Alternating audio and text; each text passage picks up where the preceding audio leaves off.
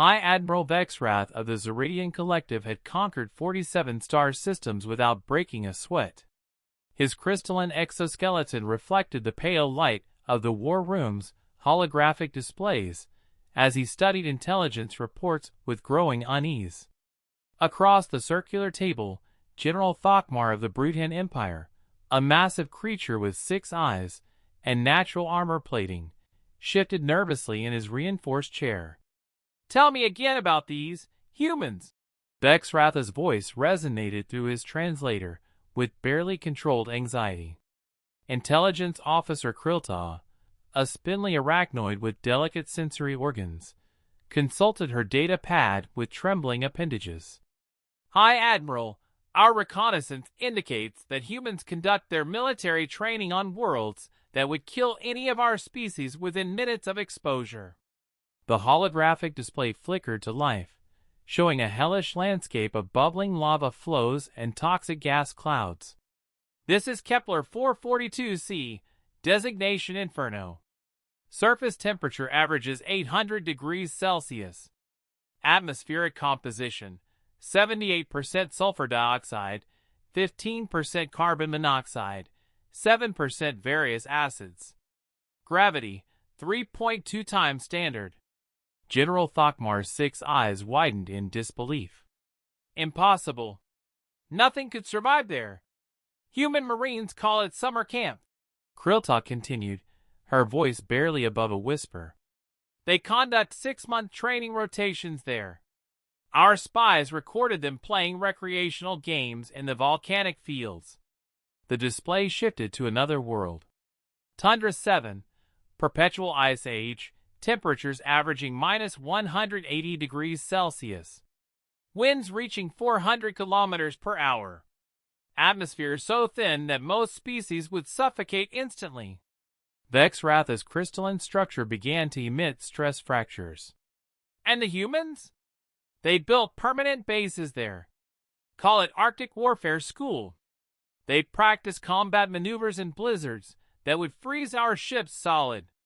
The next image showed a world wreathed in darkness. Shadowmere, tidally locked planet with one side in eternal night, the other in eternal day. The dark side reaches absolute zero, the light side hot enough to melt titanium. Between them, a twilight zone with constant hurricane-force winds and electrical storms. General Thokmar's armor plates rattled. "Surely they avoid such places. They call it advanced combat training," Krilta replied. "Human special forces compete to see who can survive longest in the transition zones. The record holder spent 47 days there. For fun."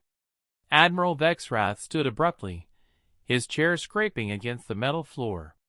"Show me their homeworld. Perhaps it's a garden paradise that explains their madness."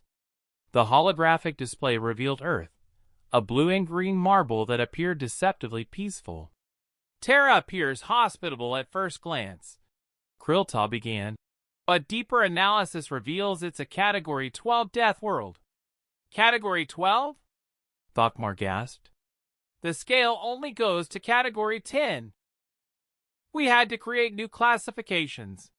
Terra features massive predators with crushing jaws, venomous creatures that can kill with a single bite, weather systems that level cities, tectonic activity that splits continents, and an atmosphere with 21% oxygen, highly flammable and toxic to most species."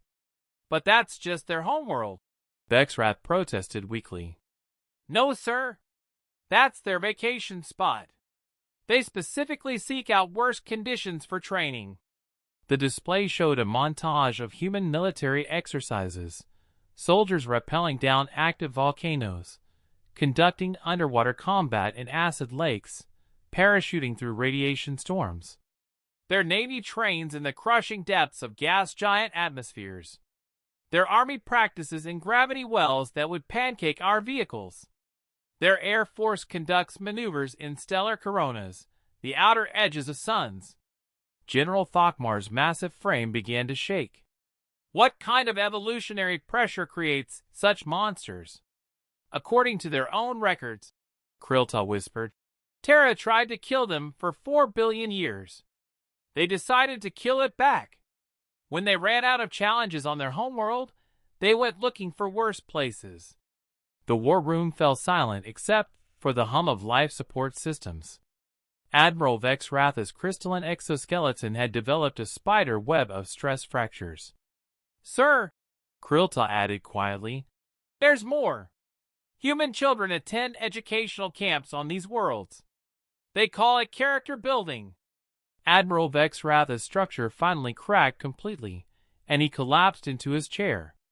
"Cancel the invasion," he wheezed. "Send a diplomatic envoy instead. And make sure we approach their space very, very carefully." The Zeridian Collective had learned a valuable lesson. Never pick a fight with a species that considers hell a training ground.